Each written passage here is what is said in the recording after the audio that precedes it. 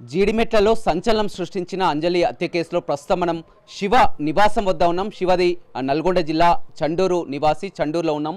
శివ తల్లిదండ్రులు కూడా పూర్తిగా ఆందోళనలో ఉన్నారు. తన కొడుకు ఇలా చేస్తారని ఎవరు కూడా ఊహించలేదని చెప్తున్నారు. వారికి మొత్తం మీద ఎందుకంటే శివ కూడా ఇక్కడ ఉండడు, అమ్మమ్మ ఇంటి వద్ద కట్టంగూరులో అమ్మమ్మ ఇంటి వద్ద ఉంటారు. అక్కడ డీజే షాపు నిర్వహించుకుంటూ వస్తారు. తల్లిదండ్రులు మాత్రం పూర్తిగా వారంతా కూడా ఏమీ తెలియనటువంటి పరిస్థితిలో ఉన్నారు. వారంతా కూడా కూలి పని చేసుకుంటూ ఏదో జీవనం గడుపుతూ ఉంటారు. పూర్తిగా ఈ విషయం తెలుసుకొని కూడా శివ తండ్రి కన్నీరు మున్నీరు అవుతున్నటువంటి పరిస్థితి కూడా కనిపిస్తుంది. చెప్పండి, మీకు ఎంతమంది పిల్లలు? మొత్తం ఇద్దరు అబ్బాయిలు. శివ పెద్ద శివ పెద్ద. ఏం చేసేది శివ? శివ ఈ డీజా నడుపుకుంటాడు. ఏడా? కటంగూరులో ఉంటాడు. ఇక్కడ ఇంటి దగ్గరనే ఉంటాడు. అమ్మమ్మ వాళ్ళ ఇంటికాడ ఉంటాడు. ఎప్పటి నుంచి ఉంటున్నాడు? చిన్నప్పటి నుంచి అక్కడనే ఉంటాడు. ఎంతవరకు చదువుకుంటు శివ? Second year. ఏడు చదువుతుంది? నల్గొండ. నల్గొండలో చదువుతుంది. మన కాళ్ళ ఇప్పుడు రాడు. ఎందుకని నీ దగ్గర ఉండకుండా అమ్మమ్మ అక్కడనే వాళ్ళ అమ్మమ్మ చదువుతుంది. అక్కడ ఒకటో క్లాస్ నుంచి అక్కడనే ఫస్ట్ నుంచి.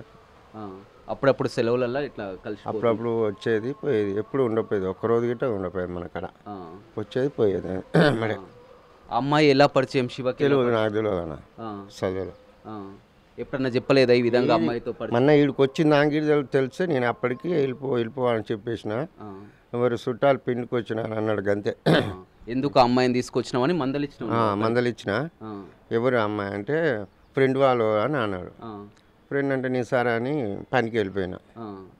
సాయంత్రం ఉండు, ఉదయం మళ్ళీ వాళ్ళు వచ్చి తీసుకుపోయారు. అప్పటికి నేను చెప్తున్నా వద్దు. అప్పుడే డౌట్ వచ్చేసేసి ఎందుకు ఇట్లా డౌట్ వచ్చింది, ఓరి అమ్మాయిని పంపించేసేయి అని ఉదయం అనేసినాక సాయంత్రం వెళ్ళిపోతా అని అన్నాడు. మరి దేనికో నాకే తెలియదు. నేను మళ్ళీ పనికి వెళ్ళిపోయినా. పనికి వెళ్ళిపోతే నైట్ ఉండు. నైట్కి ఇలా చెప్పిన, ఏందా మళ్ళీ ఉన్నావు అని అన్నా. అంటే లేదు అడి పొద్దుగాల పోతా అది ఇది అన్నాడు. అప్పటికి వాళ్ళు వచ్చి తీసుకుపోయారు. అంటే ఎన్ని రోజులు అమ్మాయి ఇక్కడ? 2-3 రోజులు ఉందా మీ ఇంట్లో? లేదు, ఒకటే రోజు. ఒక్కటే శుక్రవారం వచ్చింది. నైట్ శుక్రవారం ఉండి తెల్లారే వెళ్ళిపోయారు. అప్పటికి నువ్వు అడిగినావు అమ్మాయి ఎవరైనా?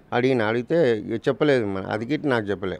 నువ్వు అమ్మాయిని అడగలేదా? ఎవరమ్మా? నేను అడగలే అమ్మాయిని, ఏం అడగలే. ఓన్లీ మీ కొడుకు చుట్టాలు ఎమ్మడి వచ్చినా పెళ్లికి వచ్చినా అని చెప్పింది అంతే. ఫ్రెండ్ అనేసేసి ఇట్లా వేరే ఫ్రెండ్ అన్నాడు. ఫ్రెండ్ అంటే నేను ఏ ఫ్రెండ్ ఆ అమ్మాయిని తీసుకొచ్చినావు అని అంటే వేరే కాంచి వచ్చిన అని అంటారు. ఇప్పుడు పూర్తిగా అమ్మాయి ఎంత దారుణం అంటే అమ్మాయి శివని పిలిపించుకొని కూడా మా అమ్మని చంపాలని శివని పిలిపించుకుంది, ఇంటికి పిలిపించుకున్నట్టు. అది మనకు తెలియదు, పిలిపించుకునేది తెలియదు. అసలు నేను తెలియనే తెలియదు. వీళ్ళు పోయింది గిట్ట చూడలే నేను. వాళ్ళు పోయింది చూడలే, వాళ్ళు ఎక్కడ ఉంది చూడలే. నేను పనికి వెళ్ళిన, నేను చూడలే. పోలీసులు ఏం అడిగినారు? మీరు ఏమేమి అడిగినారు మిమ్మల్ని? నన్ను ఏమలే, నేను సార్ అండి అబ్బాయి ఏం చేస్తాడని అడిగిండు. అంటే డీజే నడుపుతున్నా అని చెప్పిన. గప్పు వేసుకోవాలంటే కాలేజ్ చేస్తాడు సార్ అన్న. ఇంకా అంతే ఏమలే. మీకు ఏ విషయం తెలియదు? అమ్మాయికి అయినా లవ్వర్ అని ఇట్లా ఇట్లా? ఎస్ఐ సార్ చెప్పిన, నాకు తెలియదు సార్, వాళ్ళు పోయింది గిట్ట తెలియదు అని చెప్పిన. ఇప్పుడు ఏంది పరిస్థితి ఏంది? మీరు చూస్తేనేమో అమాయకంగా, ఎందుకంటే ఆమె తల్లి మీ భార్య కూడా, ఆమె కూడా చాలా మెంటలీగా ఆమె. ఇప్పుడు 5 సంవత్సరాల నుంచి గొలగొడ హాస్పిటల్లో చూపెట్టిన, ఇప్పుడే తక్కువ అయింది. ఎందుకంటే ఆమె మాట్లాడే మాటలు కూడా వేరేలాగా మాట్లాడి కూడా అంతా కూడా మాట్లాడరాదు అసలు, మెంటల్. ఇప్పుడు 5 ఏళ్ళు అక్కడనే చూపెట్టుకొని ఆ పిల్లలు చిన్నగా ఉన్నప్పుడే తీసుకుపోయాను. బుక్కులు గిట్లా ఉన్నాయి, ఎర్రగడ్డ హాస్పిటల్ బుక్కులు గిట్లా ఉన్నాయి, చూపెట్టినాయి. ఎందుకంటే శివ ఇక్కడ ఒక మారుమూల ప్రాంతం తెలుసు కదా, ఎందుకు ఆ ఊరు దాకా పోవడం ఏంది, అమ్మాయిది ఏంది అని కూడా మీరు ఎప్పుడు కూడా మీతో? నాకు తెలియదు అన్న, అసలు వాళ్ళు ఏం చేసి డీజా కొన్నది గిట్ట నాకు తెలియదు. వాళ్ళు డీజా కొన్నది తెలియదు, ఓలిపించుడు తెలియదు. నా దగ్గర పైసలు గిట్ట లేవు. నేను మామూలుగా కూలి పని చేస్తాను. నా దగ్గర రూపాయి బిల్ల నేను ఏమి ఇవ్వలే. అయితే ఎట్ట తెచ్చుకున్నా తెలియదు. ఇంటికి వచ్చినప్పుడు అయితే హెచ్చరించినావు, ఎందుకు ఈ అమ్మాయిని ఎందుకు తీసుకొచ్చినావు అయితే అన్నావు. అన్న అంటే పంపించేసే అన్న. అంటే ఏమన్నాడు? పోతా అని అన్నాడు. ఆయన నైట్ ఉండి ఉదయం పోతా అని అన్నాడు. ఉదయం వెంబడే ఇక వెళ్ళి వచ్చి అప్పటికే తీసుకుపోయారు. అదేవిధంగా శివ తల్లి ఉంది. చెప్పమ్మా, శివ ఏం చెప్పేవాడు నీతోటి? ఏం మాతోటి ఏం చెప్పలే సార్, ఏం చెప్పలే, ఏది ఏం చెప్పలే, మాకేది తెలియదు. అసలు లవ్ గురించి మ్యాటర్ సంగతే తెలియదు. అమ్మాయిని ఇంటికి తీసుకొచ్చినప్పుడు కూడా ఏం చెప్పలేదు మాకు తోటి ఏం చెప్పలే అంటే సాకల అమ్మాయి మా అమ్మాయి కాబట్టి మాకు చుట్టాలు తెలిసిన వాళ్ళు అన్నట్టు మేము ఇక ఇంట్లో పెట్టుకున్నాం దగ్గర అమ్మాయి కాబట్టి అంటే ఒక్కరోజు వచ్చింది పొద్దుగాల అంటే అడిగినాం అంటే పేరెంట్స్ అందరి గురించి అడిగినాం అడిగితే చేస్తే చెప్పింది ఇట్లా మా మమ్మీ టార్చర్ పెడుతుంది మా మమ్మీ మంచిది అంటే లేడీస్ ఎట్లుంటుంది అన్ని నేను అడ్రస్ అడిగిన బాధలు చెప్పింది కొన్ని అమ్మ పరిష్కారం బాధలు చెప్పింది ఇక చెప్తే ఇక ఏమో ఇద్దరిని అడిగితే మరి ఎట్లా ఏం సంగతి అంటే ఇంకా సపోర్ట్ చేయలేము మేమిద్దరం ఇక నైట్ ఉన్నారు పొద్దుగాల తెల్లారి మేమిద్దరం మా ముగ్గురం మాట్లాడుకొని పంపిద్దానికి ఇలా కేసు వచ్చింది మాకు కేసు రాగానే చేయగానే ఇక వీళ్ళు వచ్చి డబడబడ పంచాయతీ పెట్టుకురు చేసి తీసుకెళ్ళారు ఇక అంతే శివ ఏం చెప్పలేదు శివ అంటే ఒక అమ్మాయి మన సాకలోళ్ళ అమ్మాయి అని చెప్పిండు తెలిసిన అమ్మాయి అని అన్నాడు నేను ఇట్లా అమ్మాయిని అడిగిన మీరు ఎట్లా ఏం సంగతి అని అన్ని చెప్పింది వివరాలు మొత్తం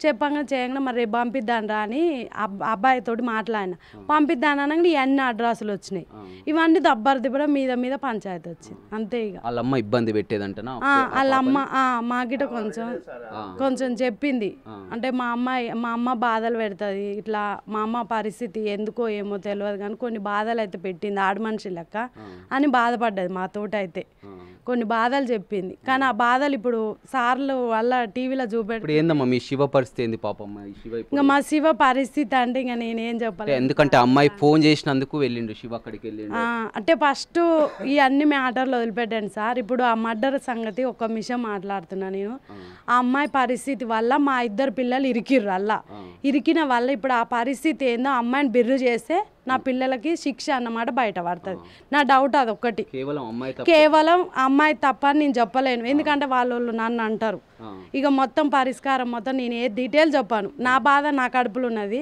వాళ్ళ బాధ వాళ్ళ కడుపులో కానీ నా పిల్లల తప్పు ఉంటే నేను ఒంగుదును కానీ నా పిల్లలది తప్పు ఎప్పుడన్నా ఫోన్ చేస్తాడమ్మా శివకి ఇట్లా ఫోన్ చేస్తారు సార్ చేస్తారు ఎందుకు అమ్మమ్మ ఇంటికాడ ఉంటాడా శివ అంటే మాకు ఈ లవ్ గురించి ఎవరికి తెలియదు ఆయననే ఒక్కడు కాబట్టి పని చేసుకొని మాట్లాడి అన్ని చేసి పోయేది మాకు తెలియదు ఇవన్నీగా చూడొచ్చు మొత్తం మీద చాలా వరకు అమాయకులు అని చెప్పవచ్చు వీరి తల్లిదండ్రులకు కూడా జరిగినటువంటి విషయం కూడా ఏం తెలియదు శివకు ఈ విధంగా లవ్ అని కానీ ఆ అమ్మాయి అని కానీ తెలియదు కానీ మొన్న శుక్రవారం రోజు ఇక్కడికి అమ్మాయి వచ్చినప్పుడు కూడా మేము మందలించాము అని ఎవరు ఈ అమ్మాయి అని కూడా తండ్రి కూడా శివతో అడగడం జరిగింది తన స్నేహితురాలని చెప్పడం జరిగింది అయినా కానీ స్నేహితురాలని ఇంట్లోకి తీసుకురావడం ఏందని ఆ రోజే హెచ్చరించాను మళ్ళీ పంపిస్తానని చెప్పడం జరిగింది కానీ ఈ విధంగా జరిగినటువంటి విషయం కానీ అమ్మాయి ఫోన్ చేసి పిలిపించుకొని హత్య చేసి ఇంత ఉదంతం కూడా మాకు నివ్వరపోయాము నిజంగా షాక్కు గురమయ్యామని కూడా చెప్తున్నారు చిన్నప్పటి నుంచి కూడా శివ ఆ అమ్మమ్మ ఇంటి వద్ద ఏదైతే ఆ కట్టంగూరు మండలంలోని డీజే నిర్వహించుకుంటూ అమ్మమ్మ ఇంటి వద్ద ఉంటారు అప్పుడప్పుడు తమతో